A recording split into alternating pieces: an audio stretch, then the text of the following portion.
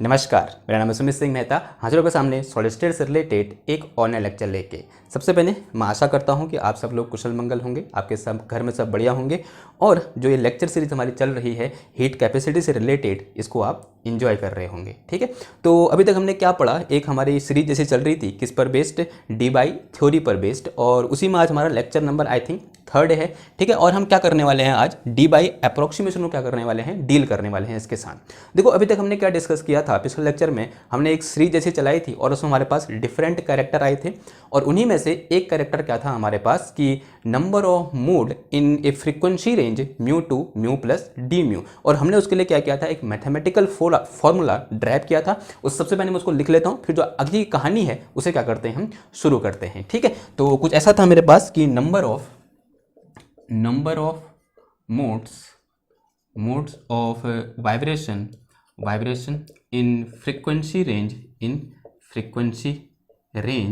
nu to nu plus d nu are given as कैसे दिए जाते हैं, ऐसे पढ़ा था हमने कि z nu into d nu is equal to 4 pi v upon v s का स्क्वायर और इंटू क्या, सॉरी वी एस की पावर 3 था इधर पे, आई थिंक सो 3 था ना, 3 था, और न्यू स्क्वायर, और यहाँ कितना था मेरे पास, डी न्यू था। तो इस तरीके से हमने क्या किया था कि number of mode in a particular frequency range nu to nu plus d nu क्या क्या था, डिफाइन किया था। जहाँ पर न्यू क्या है, फ्रीक्वेंसी है, ये वी क्या था, वॉल्यूम ऑफ क्यूब था, और जो वी एस है ये क्या है, स्पीड ऑफ साउंड है। ओके, और सब तो पता है आपको, और ये जो डी जेड है इसको हम क्या बोलते हैं, डेंसिटी ऑफ मोड बोलते हैं। क्लियर है बात आपको, इतनी बात क्लियर है ना। ये तो क्या था कि number of mode in a particular frequency range mu two mu plus D mu था। तो अब हमें क्या करना है कि किसी एक क्रिस्टल में टोटल कितने नंबर ऑफ मोड पॉसिबल हो सकते हैं वो हमें फाइंड करना है। ठीक है, तो लिख के चलते हैं, बेहतर समझ में आएगा। Now we want to find, तो इसमें लिखो आप, हैशटैग करके लिखो, now we want to find total number of modes in any crystal. ठीक है, पूरे क्रिस्टल में कितने नंबर ऑफ मोड होंगे ये हम क्या करेंगे, आप फाइंड करेंगे। और इसी को फाइंड करने के लिए डी बाई ने क्या किए, कुछ अप्रोक्सीमेशन किए। ठीक है, तो for that Debye made some approximation in 1912। तो for that Debye made some approximation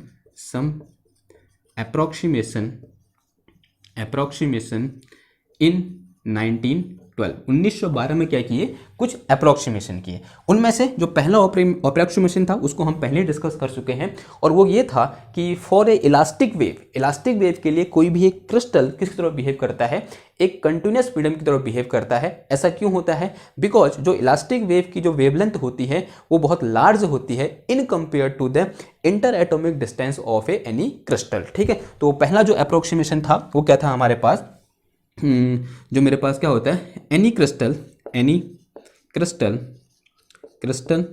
behave like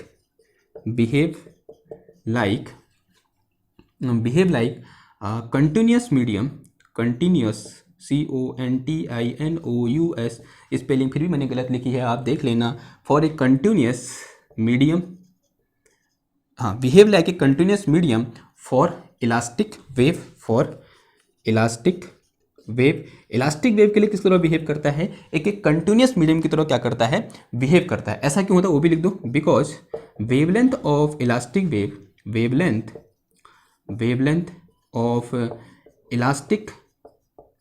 wave is large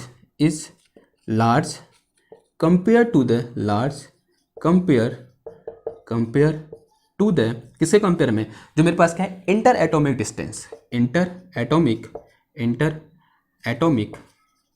atomic distance distance in crystal, interatomic distance in crystal. किसी crystal में जो inter atomic distance होती है उसके compare में जो मेरे पास वेवलेंथ ऑफ इलास्टिक वेव होती है वो क्या होती है, बहुत ज़्यादा होती है। इसीलिए वो किसकी तरह बिहेव करता है, एक कंटिन्यूअस मीडियम की तरह क्या करता है, बिहेव करता है। ये क्या था, हमारा फर्स्ट अप्रोक्सीमेशन है।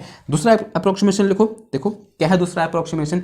डीवाई ने ये बोला कि अगर यहाँ पर जो मीडियम है वो कंटिन्यूअस है तो जो फ्रीक्वेंसी की जितनी वैल्यू पॉसिबल हैं वो क्या कर सकती हैं, किसी क्रिस्टल के अंदर एग्जिस्ट कर सकती है। लेकिन उन्होंने क्या बोला, एक पर्टिकुलर रेंज की बात करी। ठीक है, मैं क्या बोलना चाह रहा हूँ, देखो लिख के चलता हूँ, बेहतर समझ में आएगा। तो कुछ ऐसा बोला कि for since our medium is continuous, our medium is continuous, it means all possible frequency can be propagate, all possible frequency या फिर all possible wave of frequency, all possible wave of frequency can be propagate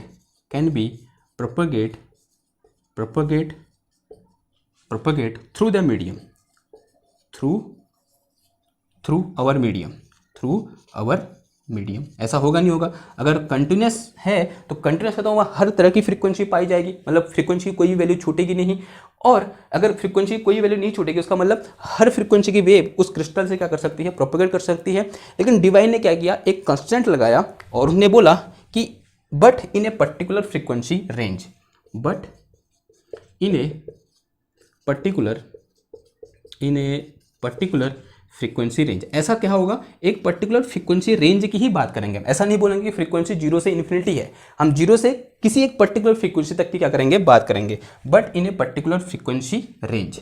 ठीक है, अब वो range क्या थी, थोड़ा बहुत हमने पढ़ा हुआ है इसके बारे में। जो रेंज थी वो क्या थी, हमारी जो रेंज थी वो अबाउट RANGE रेंज थी हमारे पास कितना, 10 हर्ट्ज से लेकर और कुछ ऐसी थी ना 13 हर्ट्ज तक। कितनी थी, 10 हर्ट्ज से लेकर अप्रॉक्सीमेटली 13 हर्ट्ज। यानी इन 0 से 13 हर्ट्ज के बीच की हर फ्रीक्वेंसी किसी एक क्रिस्टल में क्या कर सकती है, पॉसिबल या फिर एग्जिस्ट कर सकती है। या फिर 0 से लेकर 13 हर्ट्ज तक की हर वेव किसी एक क्रिस्टल से क्या कर सकती है, पास कर सकती है। ऐसा किसने बोला, डीबाई का क्या है, एक अप्रॉक्सीमेशन है। क्लियर है इतनी बात, यहाँ तक 2 अप्रॉक्सीमेशन समझ में आए। थर्ड अप्रॉक्सीमेशन भी बोल सकते हैं इसको हम, और कॉमन सेंस भी बोल सकते हैं। देखो अब हमें क्या निकालना है कि टोटल नंबर ऑफ मोड निकालने हैं। उससे पहले देखो, अगर मैं किसी एक क्रिस्टल की बात कर रहा हूँ, अगर मैं कंप्लीट क्रिस्टल की बात कर रहा हूँ तो पूरे क्रिस्टल में जो नंबर ऑफ एटम होंगे कितने होंगे, फिक्स होंगे। देखो सिंस, तो थर्ड बार लिखो यहाँ पर, since total number of atom in any crystal are fixed. जो टोटल नंबर ऑफ एटम है वो क्या है, फिक्स्ड है। माना मैंने 1 ग्राम लोहे का टुकड़ा ले लिया तो उस 1 ग्राम लोहे के टुकड़े में जो टोटल नंबर ऑफ एटम होंगे वो क्या होंगे, फिक्स होंगे। एंड लेट अस से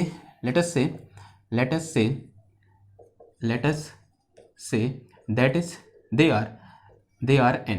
वो कितने हैं, n है, कैपिटल N। ठीक है, वो कितने हैं, कैपिटल N है।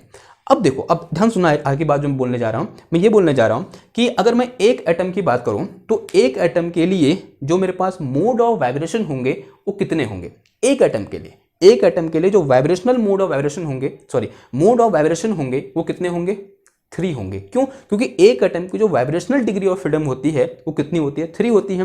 यानी एक एटम 3 डायरेक्शन में वाइब्रेट करने के लिए क्या रहता है, स्वतंत्र रहता है, यानी फ्री रहता है। तो इसका मतलब एक एटम के लिए जो number of mode of vibration हुआ वो कितना हुआ, 3 हुआ। तो उसी को लिखो यहाँ पर, since for a single atom mode of vibration are 3, कितना होता है, 3 होता है। Hence for a complete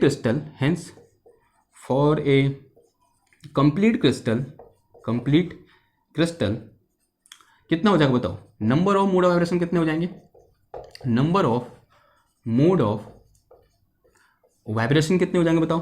vibration will be, बताओ कितने होंगे? जितने कितने एटम है एक पूरे क्रिस्टल में? n एटम है, और एक एटम का जो मोड ऑफ वाइब्रेशन है या number of mode of vibration है कितने? 3 है, तो n का कितना हो जाएगा? 3n हो जाएगा, एंड विल बी कितना हो जाएगा? 3n। ठीक है, यहाँ पर कोई कंफ्यूजन, ये इंपॉर्टेंट लाइन है। ठीक है, ये समझ में आ गई तो फिर आगे को सब समझ में आने वाला है। ठीक है, ये अप्रोक्सीमेशन क्या है? इंपॉर्टेंट है। क्लियर हुई बात? तो ये कितना हो गया मेरे पास? 3n हो गया। अब देखो, अब ध्यान सुनना इधर मेरी बात। अब ये क्या था? Number of mode of vibration in a particular frequency range nu to nu plus d nu. तो from our definition of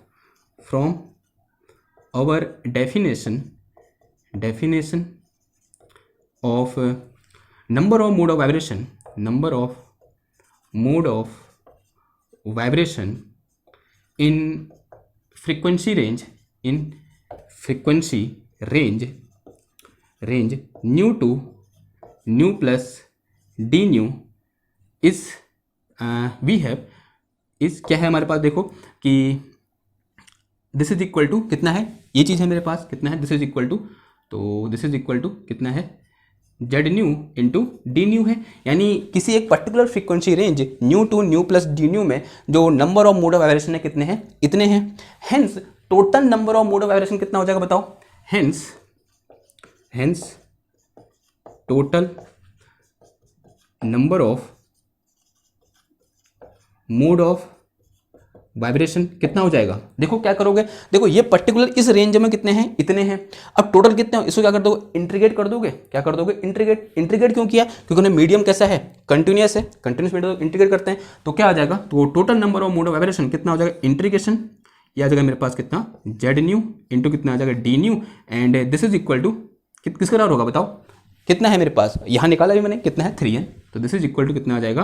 3n। ये बात समझ में आई तो बताइए, आई होप समझ में आई होगी। ठीक है, क्योंकि बहुत टफ भी नहीं है, लेकिन समझना क्या है, थोड़ा सा बहुत मतलब ऐसा दिमाग लगाना ही पड़ेगा आपको। ठीक है, एक बार दोबारा दोहरा देता हूँ इसको। तो क्या बोला इसने? देखो, since total number of atom in any crystal are fixed होते हैं वो, लेट अस से देयर आर n एटम। हमने कितना जूम कर लिया? वहाँ पर कितने एटम है?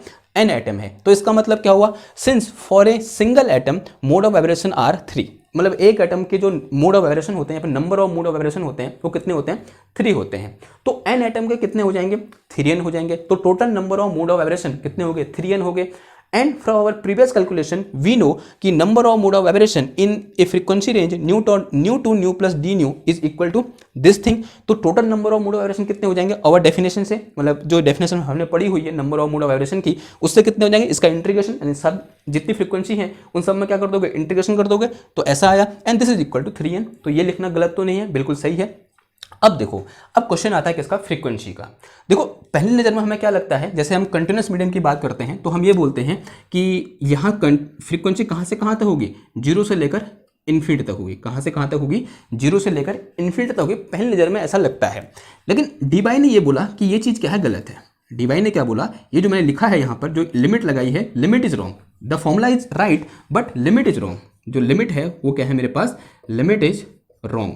जो लिमिट हमने लगाई है वो क्या लगाई है? यहाँ पर रॉन्ग लगाई है। ऐसा हमने किसने बोला? डीबाई ने बोला। तो सही लिमिट क्या है? सही लिमिट अभी तक जो हमने अप्रोक्सीमेशन किए हैं उसमें हमको थोड़ा बहुत पता चल गई है। देखो क्या बोला उन्होंने यहाँ पर, देखो, since our medium is continuous medium it means continuous, it mean all wave of frequency can be propagate through the our medium. ठीक है, but in a particular frequency range. ये इंपॉर्टेंट लाइन है, but in a particular frequency range, यानी frequency 0 से infinity नहीं होगी, क्या होगी? एक पर्टिकुलर रेंज में होगी। और रेंज क्या बोला उन्होंने? 0 टू इतना बोला। अब यहाँ पर तो हम ऐसा लिख नहीं सकते। ठीक है, तो यहाँ पर क्या लिखना पड़ेगा? कुछ फ्रीक्वेंसी लगानी पड़ेगी उधर। ठीक है, मतलब एक पर्टिकुलर फ्रीक्वेंसी यहाँ पर अज्यूम करनी पड़ेगी, और डीबाई ने यहाँ पर एक फ्रीक्वेंसी यहाँ पर अज्यूम करी और उसका नाम क्या है? डीबाई फ्रीक्वेंसी है। ठीक है, तो इसको ऐसे भी समझ सकते हैं। देखो यहाँ मेरे पास क्या है कि सिंस जो टोटल नंबर ऑफ एटम है किसी एक क्रिस्टल में वो क्या है? फिक्स है। अगर total number of atom fix है, इसका मतलब क्या बोला कि जो टोटल, मतलब ये चीज़ है 3n क्या है? Total number of mode of vibration है वो भी क्या होंगे? फिक्स होंगे, और उसकी वैल्यू कितनी होगी? 3n होगी। अगर total number of mode of vibration fix है तो ऑब्वियस सी बात है कि जो मेरे पास फ्रीक्वेंसी होगी उसकी एक क्या होगी? मैक्सिमम वैल्यू होगी, और उस मैक्सिमम वैल्यू से ऊपर की फ्रीक्वेंसी पॉसिबल नहीं होगी। ऐसा तो बोल सकते हैं ना। अगर maximum number of mode of vibration है मेरे पास, वो कितना है? 3n है, जो 3n होगा वो total number of mode of vibration है, यानी इसके ऊपर मोड ऑफ वाइब्रेशन पॉसिबल नहीं है। अगर इसके ऊपर मोड ऑफ वाइब्रेशन पॉसिबल नहीं है तो फ्रीक्वेंसी की भी क्या होगी, एक पर्टिकुलर रेंज होगी, और उस रेंज से ऊपर फ्रीक्वेंसी पॉसिबल नहीं होगी, और उसी को उन्होंने क्या बोला, डी बाई फ्रीक्वेंसी बोला। ठीक है, तो इसी बात को हम लिख के चलते हैं, और इसे हम क्या बोलेंगे, थर्ड अप्रोक्सीमेशन बोलेंगे, सॉरी फोर्थ, थर्ड हो गया ना, fourth. Since total number of mode of vibration are fix, since total number of mode of vibration are fixed and that is 3n, उनकी वैल्यू कितनी है, 3n है, and hence we can say that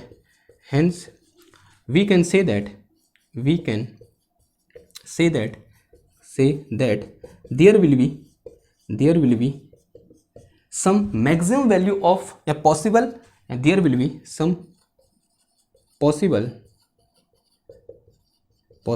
maximum value of frequency,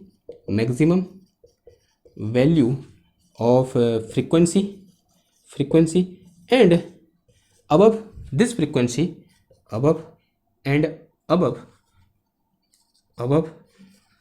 frequency, this frequency vibration are not allowed in crystal, और उस frequency से ऊपर के vibration उस क्रिस्टल में अलाउड नहीं होंगे। क्लियर है बात। And this maximum allowed frequency is also known as Debye cut off frequency. तो यहां पर लिखो this maximum allowed frequency is called d by cut off frequency,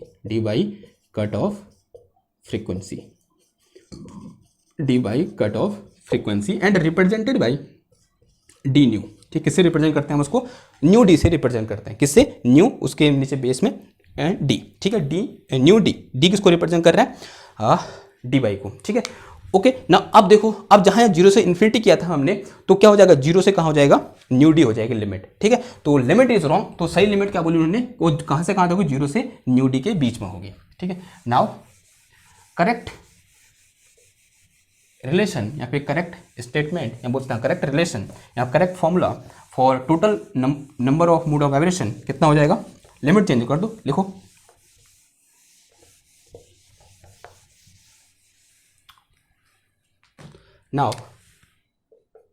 now correct formula for total number of mode of vibration is written as कैसे लिखेंगे हम उसको, बताओ क्या हो जाएगा, लिमिट चेंज हो जाएगी, क्या हो जाएगा, जीरो टू क्या हो जाएगा, न्यू डी हो जाएगी लिमिट, और अंदर की चीज़ वही रहेगी। क्या है मेरे पास यहाँ पर, z nu and this is d nu and this is equal to कितना हो जाएगा, 3n हो जाएगा। ठीक है, ऐसा कुछ आ गया ना। अब क्वेश्चन ये है कि भैया ये होगी कितनी, इसको कैलकुलेट करना है अब हमको। Now calculation for new D. अगला देखो, इसको इक्वेशन दे दो, इसे इक्वेशन, आज के लिए इक्वेशन 1 बोल दो इसको। अगर आप किसी से करते हुए आ रहे हो कंटिन्यूटी में तो उसको अपने अकॉर्डिंग इक्वेशन दे देना। आज के लिए मेरे लिए है इक्वेशन नंबर 1 है। Now we want to find nu d, मतलब हाँ जो मैक्सिमम फ्रीक्वेंसी हो सकती है, जो मैक्सिमम कट ऑफ फ्रीक्वेंसी होगी वो कितनी होगी, अब हम वो फाइंड करना चाहते हैं। ठीक है, तो अगला देखो, now we want to find nu D. हम न्यू डी फाइंड करना चाहते हैं, कैसे फाइंड करेंगे, तो फॉर दैट वी नीड ये जेड चाहिए हमको, जेड न्यू चाहिए। तो Z nu D nu equal to हमने पढ़ा है, अभी मैंने लिखा, ठीक है, देखते हैं 4 पाई वी अपॉन ये वी एस था ना इधर पे, तो यहाँ क्या था, वी एस की होल पावर 3 और इनटू क्या था यहाँ पर, डी न्यू था। ठीक है, ये तो था, ओके सॉरी न्यू स्क्वायर भी था, मैंने लिखा नहीं कहीं यहाँ। ठीक है, कितना है, nu square into d nu, I hope सही होगा। ठीक है, नाउ इक्वेशन 1 बिकम, नाउ इसको इक्वेशन 1 रख दो। नाउ इक्वेशन 1 बिकम, जो इक्वेशन 1 है वो क्या बन जाएगी, देखो this is 0 to nu d, इस पूरे की जगह ये पूरा पुट कर दो, ये कितना है मेरे पास, देखो this is 4 pi we upon ये कितना आ गया मेरे पास वी एस की होल पावर 3 आ गया, and this is nu square और this is d nu and this is equal to 3n, ये आ गया। ये पूरा टर्म कांस्टेंट है इधर वाला, तो ये बाहर आ गया, तो दिस इज इक्वल टू 4 पाई, अरे लिख क्यों नहीं रहे हैं आज, 4 पाई ये v, 4 पाई v और डिवाइड में कितना आ गया वी एस की होल पावर 3 और नीचे और लिमिट 0 टू न्यू डी, तो ये कितना आ गया nu square into d nu is equal to कितना आ गया 3n आ गया। कर दो इसको इंटीग्रेट करना तो आता है आपको, तो ये इधर वाला तो कांस्टेंट है, इसको ऐसे रख दो 4 पाई v अपॉन ये आ गया मेरे पास कितना वी एस की whole power 3 and multiply by nu की पावर 3 डिवाइडेड बाई 3, न्यू की power 3 divided by 3 and limit from 0 to कितना आ गया न्यू डी आ गया, and this is equal to कितना हो जाएगा ये 3n हो जाएगा। ठीक है, अब अपर लिमिट फिर लोअर लिमिट रखो, ये बचपन वाला केस खेल हो गया हमारे लिए, तो कर दो फटाफट, कितना हो जाएगा ये हो जाएगा मेरे पास कितना 4 पाई v और upon this is V S की whole power 3 into this is nu d आया और 0 में 0 हो जाएगा, तो न्यू डी की पावर कितना आ जाएगा 3 आ जाएगा और डिवाइड में कितना होगा 3 हो गया, and this is equal to कितना आ जाएगा ये 3n आ जाएगा। ये किसके बराबर आ जाएगा मेरे पास 3n के बराबर आ जाएगा। ठीक है, अब मुझे वहाँ चाहिए जगह चाहिए, तो उसे मिटाऊंगा मैं, फिर आगे लगते हैं। ठीक, तो आप करो इसको आगे पीछे करो, कुछ न्यू डी निकालने की कोशिश करो, यहाँ से कितना आ जाएगी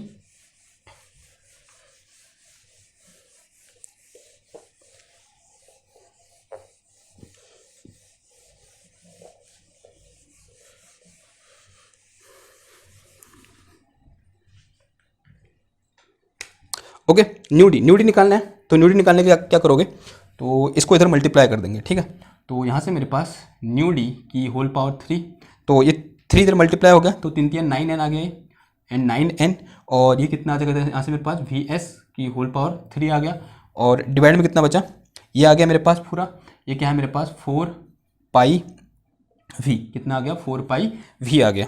ठीक है, और कुछ है, ये क्या है मेरे पास न्यू डी है, अगर आपको साफ दिख रहा है, तो यहाँ से ये क्या निकल गया मेरे पास न्यू डी की होल पावर 3 निकल गया। ठीक है, निकला नहीं निकला। अब यहाँ पर एक चीज़ है मेरे पास, क्या दिस इज न्यू डी की पावर 3 इज इक्वल टू, क्या लिखता हूँ मैं, देखो 9 वी एस की होल पावर 3 अपॉन 4 पाई, और ये चीज़ क्या है मेरे पास n अपॉन वी है यहाँ पर, और n अपॉन वी को क्या बोल, नंबर डेंसिटी बोलता हूँ। n अपॉन वी का मतलब क्या हुआ, नंबर ऑफ एटम इन पर यूनिट वॉल्यूम, ये तो हुआ n upon v. n upon v क्या है, नंबर डेंसिटी है, तो इसको मैं क्या लिखता हूँ, रो लिख सकता हूँ, rho, this is number density. Number density कहने का मतलब क्या हुआ, number of atom per unit volume, तो कितना हो जाएगा, इसको रो लिख दो इसकी जगह, तो यहाँ से मेरे पास न्यू डी की whole power 3 is equal to 9 v S की होल पावर 3 अपॉन कितना आ गया, ये 4 पाई आ गया, एंड दिस इज इनटू, तो नंबर डेंसिटी रो आ गया। ठीक है, दिस इज इंपॉर्टेंट रिलेशन। अब ये सब चीज़ें कांस्टेंट है, ये सब चीज़ें क्या है कांस्टेंट है, तो यहाँ से मेरे पास जो न्यू डी की whole power 3 is proportional to rho आ गया, तो यहाँ से मेरे पास nu d is proportional to rho की पावर 1/3 आ गया, and this relation is very very important. ठीक है, ये रिलेशन जो होते हैं वो क्या होते हैं, बहुत इंपॉर्टेंट होते हैं। आपको नेट गेट जैम में ये डायरेक्ट पूछे जाते हैं कि जो मेरे पास ये चीज़ क्या है, this is our Dibai frequency जो है वो डेंसिटी पर, नंबर डेंसिटी पर किस तरीके से रिप्रेजेंट करती है, या सिंपल डेंसिटी पर किस तरीके से रिप्रेजेंट करते हैं, तो ये आपका आंसर होगा। और अगर न्यू डी की पावर 3 पूछेगा तो ये आंसर होगा। ठीक, और ये टर्म तो कांस्टेंट है। ठीक है, ये चीज़ कांस्टेंट, क्योंकि जो स्पीड ऑफ लाइट होती है उसको हम स्पीड ऑफ साउंड होती है उससे हम क्या अज्यूम करके चलते हैं, कांस्टेंट अज्यूम करके चलते हैं। ठीक है, तो ये क्या है, एक इंपॉर्टेंट रिलेशन है। नाउ अब यहीं पर थोड़ा सा क्या फाइंड कर लें, यहाँ पर देखो थोड़ा बहुत हम क्या जानते हैं, सिंस जो Vs होता है वो लगभग कितना होता है, यानी velocity of sound is approx 10⁻³ metre per second होता है, और जो रो होता है किसी एक 1 मीटर क्यूब में कितने एटम होते हैं लगभग, this is about 10⁻26 28 I think 28 होते हैं। ठीक है, 28 पर मीटर क्यूब ऐसा होता है कुछ। ठीक है, यानी इतने एटम होते हैं पर मीटर क्यूब में। ओके, तो ये रो निकल गया, ये Vs निकल गया, उठाए कहाँ पुट कर दो, इधर पुट कर दो, तो यहाँ से मेरे पास न्यू डी की होल पावर 3 इंटू 9 और Vs की जो कितना हो जाएगा 10⁻³ कितना हो जाएगा 3 हो जाएगा, और 10⁻³ यहाँ से आया और 3 इसके पावर है ही, तो 3 3 कितना हो जाएगा 9 हो जाएगा, और फिर कितना आ जाएगा इंटू रो कितना है मेरे पास 10⁻28 है, और अपॉन में कितना आ गया, ये 4 पाई आ गया, कितना आ गया 4 पाई आ गया।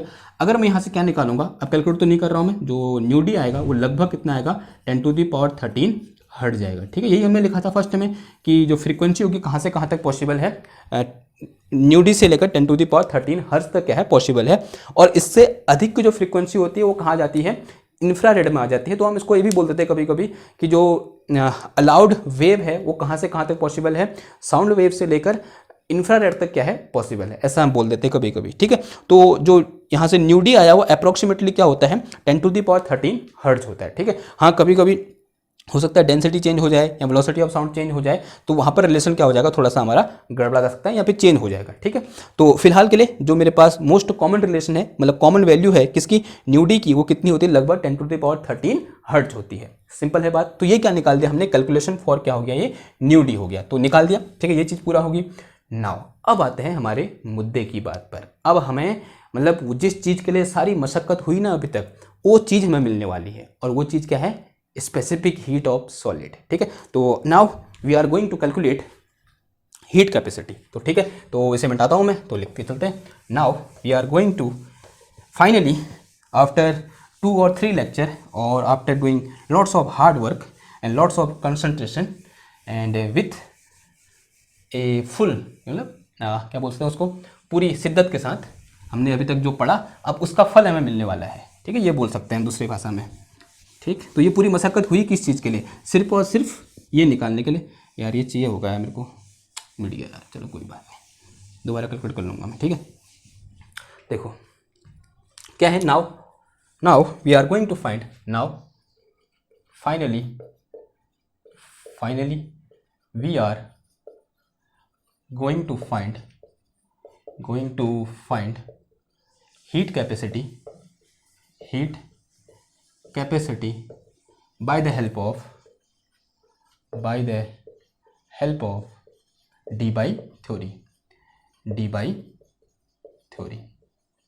ठीक है, तो इसमें हम स्टेप बाय स्टेप चलते हैं। तो पहला स्टेप क्या होता है कि find the average energy of a single atom या फिर सिंगल ऑसिलेटर। तो पहला स्टेप क्या होता है, इसमें स्टेप बाय स्टेप चलेंगे। स्टेप हमने पहले पढ़ चुके हैं। तो स्टेप फर्स्ट क्या हो जाएगा, स्टेप फर्स्ट हो जाएगा मेरे पास क्या, find average energy of a single harmonic oscillator. ठीक है, and for that we use Planck's law. For that we use Planck's law का क्या करेंगे, हम यूज करेंगे। ठीक है, तो according to Planck's law the average energy of a oscillator, according to Planck's law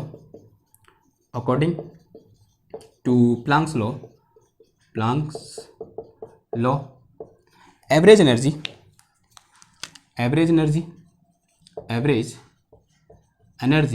of oscillator of frequency new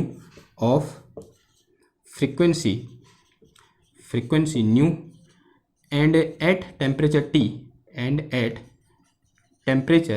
T is given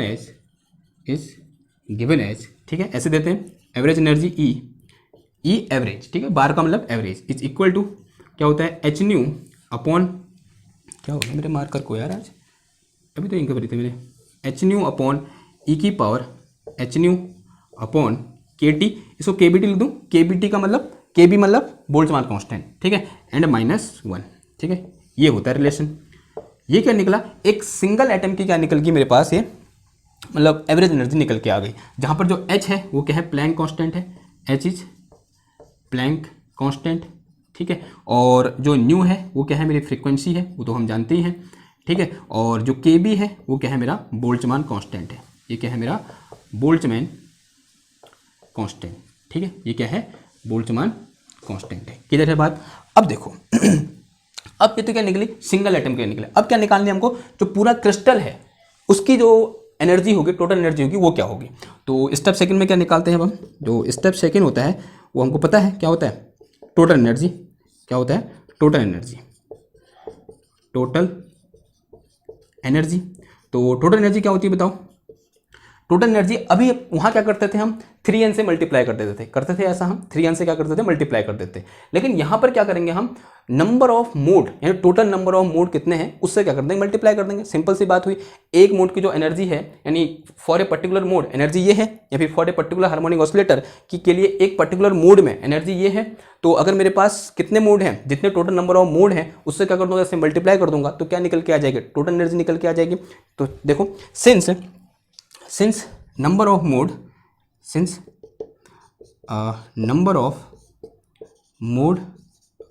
in frequency range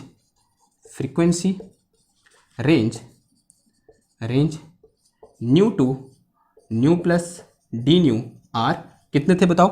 and तो कितना था मेरे पास ऐसा था कुछ nu z and d nu ये था d nu and this is equal to किसका बराबर था 4 pi we upon v S की होल पावर 3 और this is nu square this one is nu square और फिर कितना था यहाँ पर डी न्यू था। ठीक है। तो number of mode in frequency range this था और इन मोड की एनर्जी कितनी हो जाएगी फिर तो एनर्जी ऑफ मोड्स तो हेंस तो यहाँ पर लिखो energy of modes in this frequency range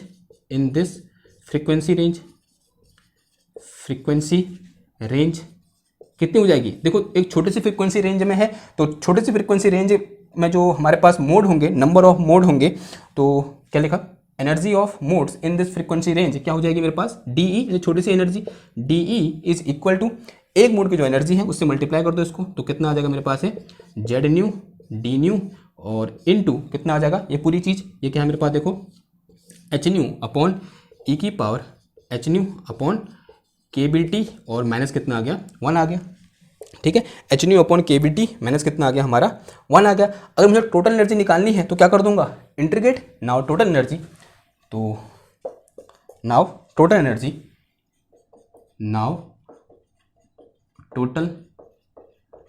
energy E equal to कितना आ जाएगा मेरे पास क्या कर दो इंटीग्रेट कर दो integration d e is equal to इसे भी इंटीग्रेट कर दो तो इंटीग्रेशन तो ये क्या आ गया मेरे पास जेड न्यू अब डी न्यू को बाद में लिख दूंगा तो ये मेरे पास इनटू कितना आ जाएगा ये एच न्यू अपॉन ई की power h nu upon k B t and -1 और यहाँ कितना आ गया डी न्यू आ गया। ठीक है। अगर डी का इंटीग्रेशन करोगे तो क्या आ जाएगा टोटल एनर्जी ई निकल के आ जाएगी and this is equal to this is 0 to कितना हो जाएगा ये न्यू डी इसे लिखा मैंने 0 से न्यू डी हो गया और इसकी वैल्यू कितनी होती है इसकी वैल्यू ये रखी है मैंने इसको उठा कर रख देंगे यहाँ पर तो ये हो जाएगा मेरे पास कितना 4 पाई वी अपॉन कितना आ गया वी एस की होल पावर 3 आ गया और दिस इज न्यू स्क्वायर और फिर ये कितना आ गया देखो यहाँ से मेरे एच न्यू अपॉन ई की power h nu upon k B t -1 and this is d nu and फिर यहाँ से मेरे पास ई इज इक्वल टू कितना आ गया ये टर्म कांस्टेंट है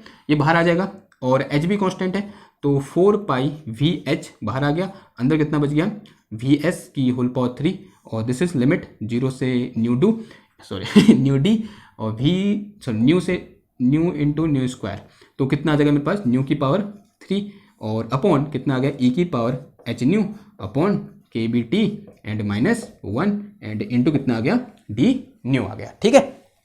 इतनी बात समझ में आई आपको। अब देखो अब इसको थोड़ा चेंज करना चाह रहा हूँ। देखो पिछले जो अभी मैंने यहाँ पर लिखा था ना वो मिटा दिया मैंने तो थोड़ा बहुत मैं यहाँ पर याद करने की कोशिश करता हूँ तो इसे थोड़ा सा ऐसे होल्ड में रखो।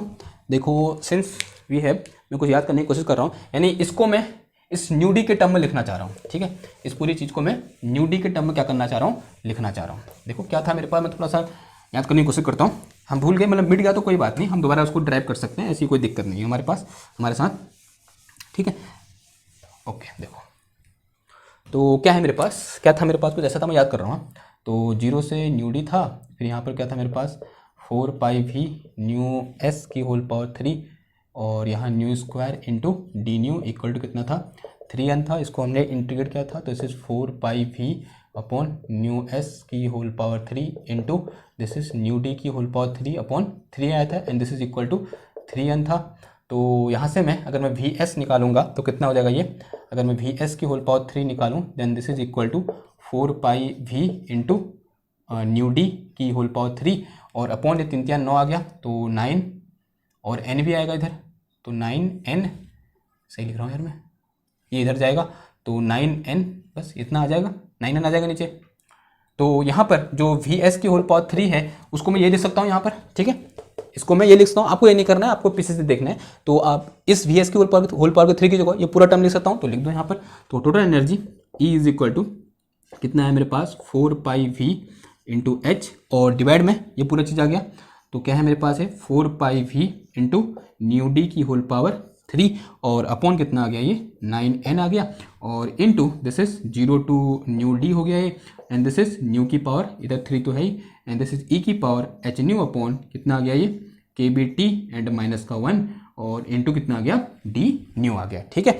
अब देखो ये टर्म कैंसिल हो जा रहा है मेरे पास यहाँ पर, इससे ये क्या होगा कैंसिल हो गया, और ये 9 ऊपर चला गया मेरा, 9n ऊपर चला गया, तो कितना आ गया ये 9n इंटू एच, और डिवाइड में कितना आ गया ये न्यू डी की होल पावर 3 आ गया, and this is equal to sorry into 0 to nu D, and this is nu की पावर 3 और अपॉन ई की power h nu upon k B T और -1, और यहाँ कितना आ गया ये डी न्यू आ गया, ठीक है। ओके ना, अब देखो, अब थोड़ा बहुत करेक्शन मैं और करना चाह रहा हूँ यहाँ पर। वो करेक्शन कुछ ऐसा है, कुछ अजम्पशन लेना चाह रहा हूँ, ठीक है। Let me assume, let us consider, क्या अज्यूम करें, h nu upon k B T is equal to x assume कर लो, ठीक है। जो ई की पावर में है ना उसको एक्स अज्यूम कर लो, ताकि हमारे पास सिंप्लीफाइड केस आ जाए, ठीक है। तो लेट अस कंसीडर जो H nu upon k B T है, जो H nu upon k B T है उसको मैंने कितना अज्यूम कर लिया, एक्स अज्यूम कर लिया, ठीक है। ऐसा तो कर सकता हूँ मैं। तो अगर मैं इसको आगे बढ़ाऊँ तो यहाँ से मेरे पास न्यू इक्वल टू कितना आ जाएगा, के बी टी अपॉन, पूरा लिखो, क्या है मेरे पास है के बी टी अपॉन कितना है एच, ठीक है, और इनटू कितना आ जाएगा एक्स आ जाएगा, ठीक है। न्यू इक्वल टू ये आ जाएगा, ये नीचे आ जाएगा, ये ऊपर चला जाएगा, ठीक है। अगर ऐसे मैं क्या निकालूं, डी न्यू निकालूं, क्या निकालूं, दोनों में डिफरेंशिएट कर दो, तो डी न्यू इक्वल टू कितना आया के बी टी अपॉन एच और इनटू कितना आ जाएगा एक्स का डी एक्स हो जाएगा, ठीक है। एक चीज़ ये पता चली हमको, अगर मैं लिमिट की बात करूँ तो लिमिट कहाँ से कहाँ चेंज हो जाएगी, जब मेरे पास न्यू इक्वल टू कितना था 0 था, अगर न्यू की जगह 0 पुट करोगे तो एक्स इक्वल टू कितना हो जाएगा 0 हो जाएगा।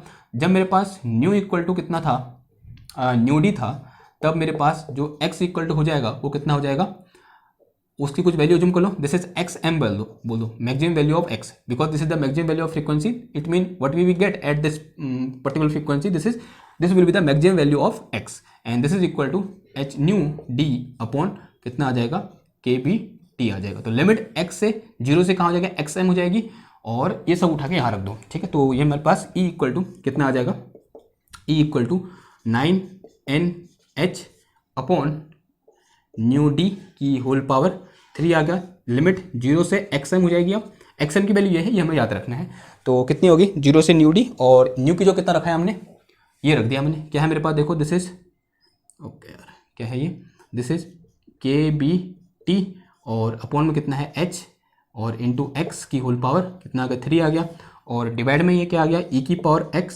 एंड -1, और डी न्यू की जगह ये रखा है मैंने, कितना है देखो मेरे पास के बी टी और अपॉन कितना आ गया h और इंटू कितना आ गया डी एक्स आ गया, ठीक है। ऐसा कुछ आया, ठीक है। अब थोड़ा बहुत सिंप्लीफाई करो इसको, तो यहाँ से मेरे पास total energy E equal to 9n(h) और अपॉन न्यू डी की whole power 3, and this is 0 to कितना आ गया xm हो गया। अब देखो यहाँ पर के बी टी अपॉन एच की होल पावर 3 है, एक के बी टी अपॉन एच यहाँ है, तो यहाँ पर मेरे पास क्या है ये के बी टी अपॉन एच की होल पावर 4 है अंदर, ठीक है नहीं है, और यहाँ पर ये क्या है एक्स की पावर 3 है, और डिवाइड में कितना हो जाएगा ये देखो e की power x and this is -1 और इंटू कितना हो गया ये डी एक्स हो गया, इंटू कितना हो गया डी एक्स हो गया, ठीक है। क्लियर है बात। अब इस टर्म को क्या ले लो, बाहर ले लो, तो यहाँ से मेरे पास e इज इक्वल टू कितना आ गया 9n(h) अपॉन न्यू डी की होल पावर 3 हो गया। इसको बाहर ले लो, तो ये कितना बाहर आ गया मेरे पास, देखो यहाँ पर के बी टी, या इसको ऐसे खोल दूँ मैं, ओपन कर लो एक बार, थोड़ा सा फायदा होगा, के बी टी की होल पावर 4 एंड टी की पावर 4 और अपॉन कितना है एच की पावर कितना आ गया 4 आ गया, ठीक है। और इंटीग्रेशन के अंदर 0 से कितना आ गया ये x m and this is x की पावर 3 और अपॉन में कितना आ गया ई की पावर एक्स एंड -1, और ये कितना आ गया मेरे पास, ये dx आ गया। कितना आ गया, ये dx आ गया। ठीक है, ओके। अब थोड़ा सा यहाँ पर मैं आप मॉडिफिकेशन करूँ। देखो मॉडिफिकेशन क्या करना चाह रहा हूँ, मैं नीचे बैठ सकता हूँ, ठीक है, बैठता हूँ। ओके, आपको परेशानी हो बता देना, अगर नीचे बैठने में मैं खड़े खड़े भी कर सकता हूँ। तो फिर देखो यहाँ पर, देखो इस एच से ये 3 बार कैंसिल हो गया, और अब यहाँ पर ध्यान से देखना, इसको मैं 9n/kbt, देखो यहाँ से एक के इधर रख दिया मैंने, एक टी इधर रख दिया। अब यहाँ पर k की पावर 3, t की पावर 3, और नीचे क्या है मेरे पास है, दिस थिंग इज, सही लिखा है मैंने, 1 मिनट यार वेट करो तो, kbt एच न्यू अपॉन क्या होता था वो, के होता था ना, कहीं मैंने गलत तो नहीं कर दिया रे भैया, kbt अपॉन एच, ठीक है। ये है मेरे पास कितना, दिस इज, ये कितना बच गया, देखो इसको ऐसे लिख सकता हूँ मैं,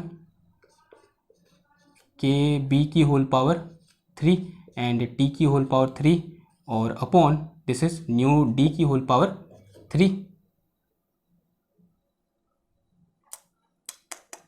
हाँ चलो चलो ठीक है ठीक है। और ये क्या आया मेरे पास यहाँ पर, एच की होल पावर 3, ऐसा कुछ आया। और this is 0 to xm and this is x की पावर 3 अपॉन ई की पावर x माइनस का 1 और इंटू कितना हो गया, dx हो गया। दिक्कत कहाँ से हो रही थी, इसको तो भूल ही गया था मैं, हाँ एच की पावर 3, ठीक है ठीक है ठीक है ठीक है। चलो आगे बढ़ते हैं, मिटाऊँ उसको मैं,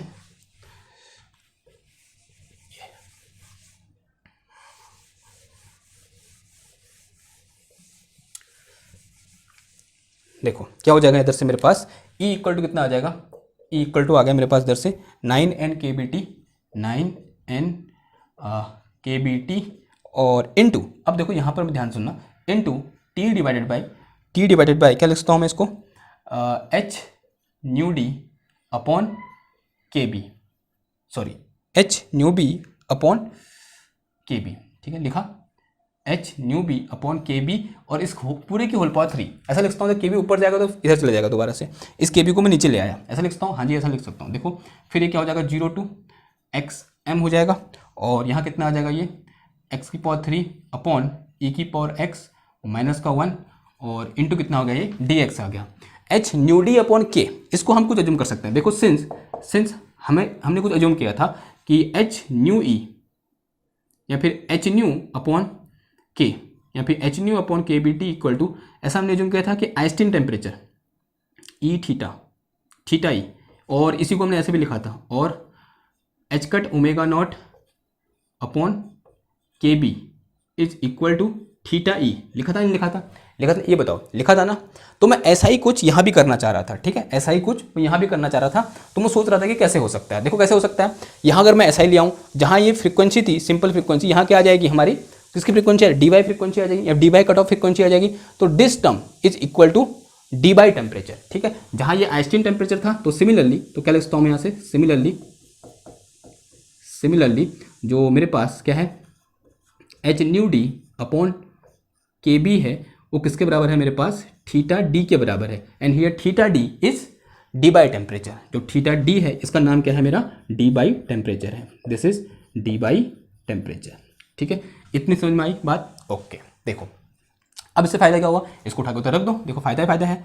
तो यहाँ से मेरे पास E is equal to 9n, थोड़ा सा नीचे लिखूँ, तो यहाँ से मेरे पास E इक्वल टू कितना आ गया, दिस इज 9n kbt, और ये क्या आ गया, t divided by theta D आ गया। ये कितना है मेरे पास, t divided by theta D की होल पावर कितना हो गया, 3 हो गया। लिमिट अभी लिमिट रखूंगा, तो लिमिट थोड़ा चेंज आएगा, और यहाँ पर x की पावर 3 और अपॉन ये क्या आ गया मेरे पास, e की पावर x माइनस का 1 और इंटू कितना आ गया, ये dx आ गया। देखो जीरो वाली लिमिट को जीरो लिख सकता हूँ मैं। अब इधर देखो जो मेरे पास क्या है, xm है, देखो xm इज इक्वल टू क्या है मेरे पास, h nu D upon k B T है, ठीक है। इस h को मैं यहाँ से उठाकर कहाँ रख सकता हूँ, यहाँ रख सकता हूँ, नहीं रख सकता हूँ, सॉरी क्या रखा मैंने, हाँ जो h ऊपर था उसे मैं यहाँ से उठाकर इधर लिख सकता हूँ, या फिर अच्छा ऐसे नहीं, ये जो h है इधर रहने दो इसको, और ये क्या आ जाएगा नीचे के बी इंटू टी आ जाएगा। इतना जो टर्म है ये टर्म किसके बराबर है, डी बाई टेम्परेचर के बराबर है, तो इसको थीटा डी लिख सकता हूँ मैं। तो x m is equal to कितना आ गया, थीटा डी अपॉन टी आ गया। ठीक है, आया नहीं आया, तो यहाँ पर जो अपर लिमिट हो जाएगी, जहाँ मैं एक्स एम लिख रहा था उसको जो क्या लिख सकता हूँ, थीटा डी अपॉन टी लिख सकता हूँ। तो कितना आ जाएगा यहाँ पर देखो, this is equal to theta D upon कितना आ जाएगा, टी आ जाएगा। तो अपर लिमिट क्या हो जाएगी यहाँ पर, थीटा डी अपॉन टी हो जाएगी, जहाँ पर थीटा डी क्या है मेरा, डी बाई टेम्परेचर है। ओके, तो ये क्या निकल गया मेरे पास, एक्सप्रेशन फॉर टोटल एनर्जी निकल गया। नाउ अब हमारा काम क्या है, क्या निकालना, बताओ क्या निकालेंगे अब निकालेंगे स्पेसिफिक हीट। अब तो कुछ बचा ही नहीं इसमें। Now specific heat, now step third क्या हो जाएगा, स्टेप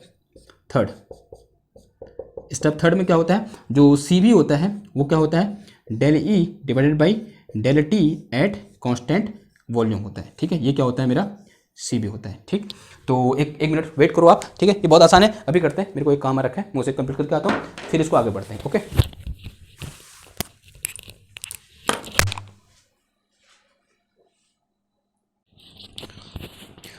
ओके चलो, किया आपने यहाँ तक। ठीक है, यहाँ तक करो इसको, मेरे को थोड़ा काम आ गया था। ठीक है, वो हो गया, चलो ओके, यहाँ इसको करो, रखो इसमें वैल्यू रखो, कैसे हो जाएगा। तो ई निकल गया ना हमारा, ई ये निकला। अब आप सोच रहे हो इसको कैलकुलेट करना पड़ेगा, कोई ज़रूरत नहीं है इसको मतलब हम शॉर्ट में कर देंगे। देखो कैसे, देखो इसे मिटाऊँ मैं, इधर मिटाऊँ, तो इसे करना है। तो अब देखो सीधे रखो, सीधे कंडीशन होंगे एट हाई टेम्परेचर और at low temperature.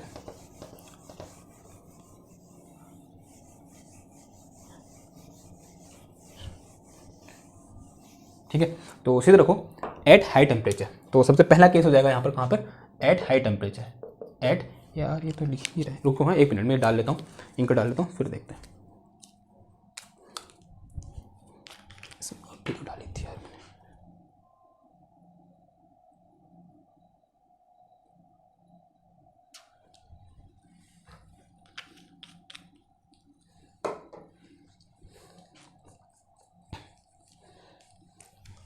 At high temperature, at high temperature. तो जब भी हम ऐसी बातें करते हैं at high temperature, at low temperature, actual में इस टर्म का कोई मीनिंग ही नहीं होता जब तक कि हम कोई रेफरेंस न ले, हम किसके रिस्पेक्ट में हाई बोल रहे हैं। ठीक है, तो यहाँ पर हम बोलते हैं एट हाई टेम्परेचर का मतलब हुआ कि this temperature is very large, this temperature T is greater in compare to क्या, थीटा डी। थीटा डी से क्या है, ये बहुत ज़्यादा है, this temperature is greater than in compare to theta D. अगर ऐसा है तब क्या होगा, देखो if this is, then we can say that कि this theta D upon T, this theta D upon T is less than 1, ऐसा कुछ तो नहीं बोल सकता हूँ। ठीक है, तो जो हाई टेम्परेचर की कंडीशन है वो ये है कि temperature is very very greater in compare to the theta D, यानी डी बाई टेम्परेचर से बहुत बड़ा है। अगर इसको नीचे ले आऊंगा तो क्या हो जाएगा relation, theta D upon T is very very less in compare to 1, यानी 1 से क्या है, इसकी वैल्यू क्या है, बहुत छोटी है। अगर जब मैं इस इंटीग्रेशन को सॉल्व करूंगा, जब इंटीग्रेशन को सॉल्व करूंगा तो x की जो क्या पुट करना पड़ेगा मेरे को, ये वैल्यू पुट करनी पड़ेगी, नहीं पुट करनी पड़ेगी, करनी पड़ेगी। तो उस समय क्या होगा, जो x है वो क्या हो जाएगा, बहुत छोटा हो जाएगा। तो इसका मतलब क्या हुआ, अगर ऐसा कुछ है तो for this x is very small, for this x is very small,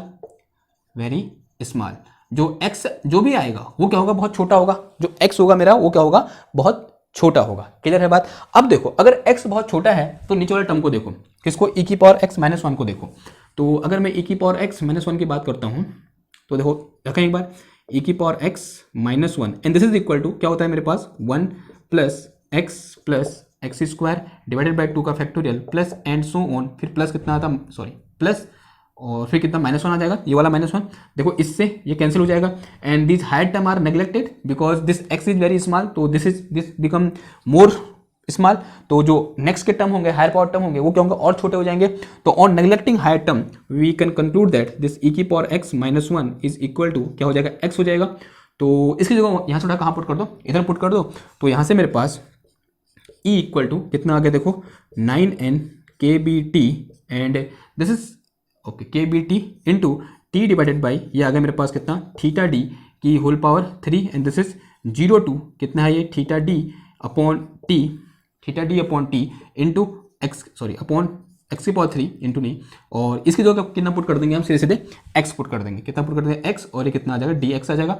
इससे ये चीज़ क्या हो जाएगी मेरी, कैंसिल हो जाएगी। तो यहाँ क्या बचेगा मेरे पास, सिर्फ एक्स स्क्वायर बचेगा। तो यहाँ से मेरे पास ई is equal to 9n kbt और into T divided by this is theta D, और इसकी पावर कितना आ गया, ये 3 आ गया। इसका जो जब आप इंटीग्रेट करोगे तो कितना आएगा, ये एक्स की पावर 3 डिवाइडेड बाई 3 आ जाएगा। एक्स की power 3 divided by 3 and limit 0 से थीटा ई डिवाइडेड बाई कितना आ गया, टी आ गया।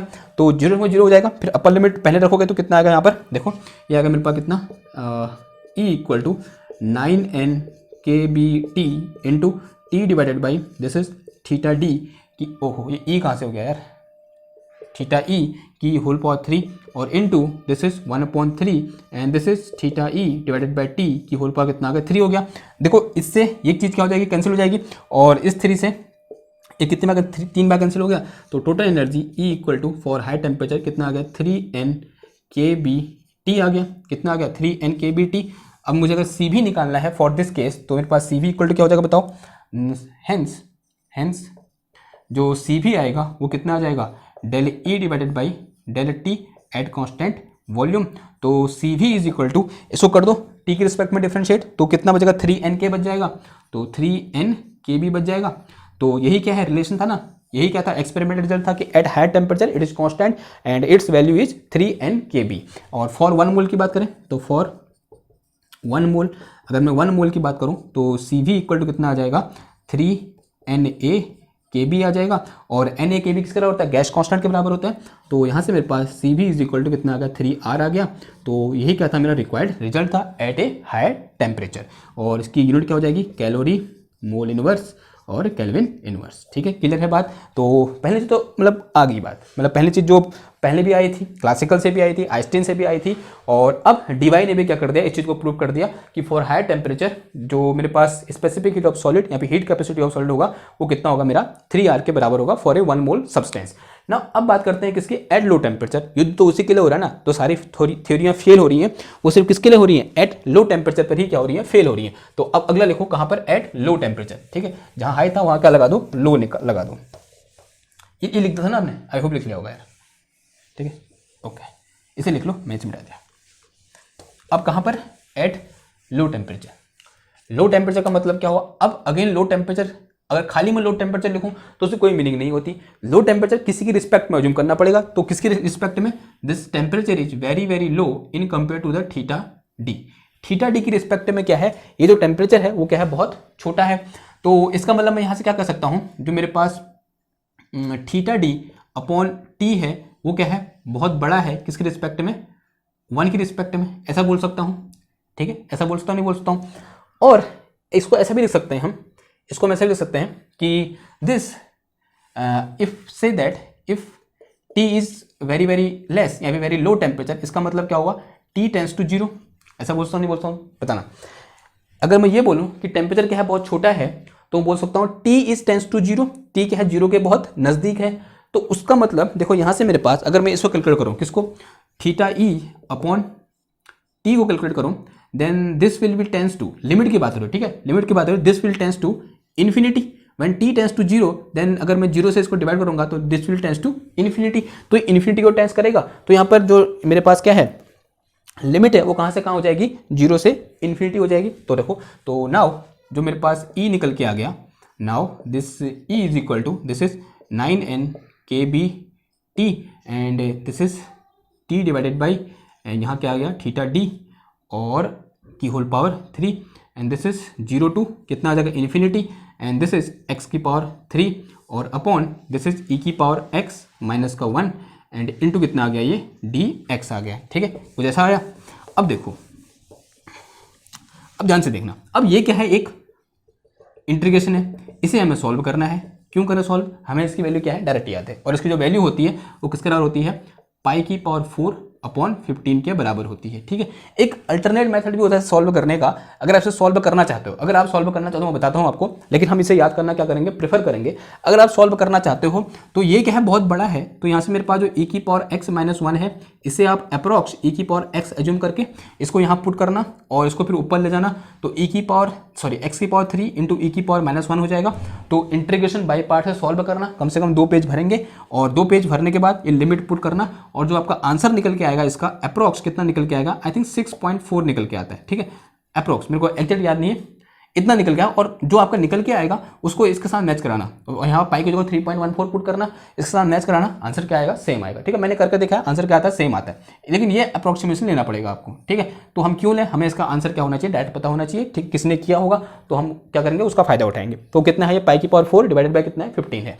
तो इसको उठा के यहाँ रख दो, तो यहाँ से e इक्वल टू कितना है मेरे पास, ये है मेरे पास कितना 9n kBT, और this is equal to, this is t की power t upon theta d की होल पावर कितना आ गया, 3 आ गया, और इनटू दिस इज पाई की पावर 4 अपॉन कितना आ गया, 15 आ गया। अब कुछ चीज़ें कैंसिल हो रही है, 3 3 9 और 3 5 15 हो गया है, और यहाँ से मेरे पास e इक्वल टू कितना आया, 3n kBT की पावर 4 ऐसा कुछ आया, और इनटू पाई की पावर कितना आया, 4 आ गया, और अपॉन ये आ गया मेरे पास कितना, 5d की पावर कितना, सॉरी थीटा d की पावर कितना आ गया, थीटा d की पावर कितना आ गया, 3 आ गया। ठीक है, तो ये क्या निकल गया मेरे पास, E निकल गया, एनर्जी निकल गई, और ये बता रहा है हमको कि this energy is proportional to t की पावर 4। कितने निकल गई, t की पावर 4 के क्या है, ये प्रोपोर्शनल है। अब मुझे क्या निकालना है, स्पेसिफिक हीट निकालनी है, तो क्या कर दो इसको, क्या होती है specific heat at low temperature. ठीक है, अब तो आपको दिख भी गया होगा कि हमारा आंसर आ गया है लगभग, और जो हमारी मशक्कत थी वो परिणाम की ओर धीरे धीरे जा रही है।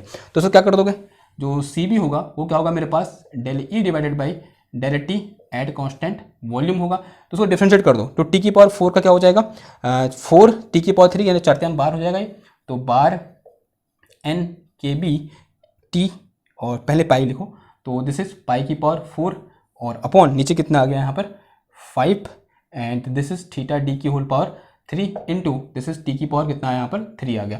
तो ये क्या निकल गया मेरे पास, सी भी निकल गया, and this is exact what we want. ठीक है, कि इसकी डिपेंडेंसी टी पर कैसी होनी चाहिए, टी की पावर 3 की तरह होनी चाहिए, वही हमें चाहिए था, वही हमारा निकल गया। This C B is proportional to T की पावर 3। तो सबसे पहले तो हम ये बोलेंगे कि डी वाई सर की जय हो, Debye is a great scientist, और उन्होंने जो आइंस्टीन नहीं कर पाए वो करके दिखा दिया कि this C B is proportional to T की पावर 3 निकाल के दिखा दिया। तो अगर मैं आप ग्राफ ड्रॉ करना चाहूँ तो जो एक्सपेरिमेंटल ग्राफ है वो किसके साथ मैच कर जाएगा, हमारा जो थ्योरेटिकल ग्राफ है उसके साथ मैच कर जाएगा। तो ये क्या निकला, सी बी निकला और ये टी निकला। तो जो मेरा एक्सपेरिमेंटल ग्राफ था कुछ ऐसा था, कुछ ऐसा निकल के आया था, और यहाँ पर इसकी वैल्यू कितनी थी, दिस इज 3R।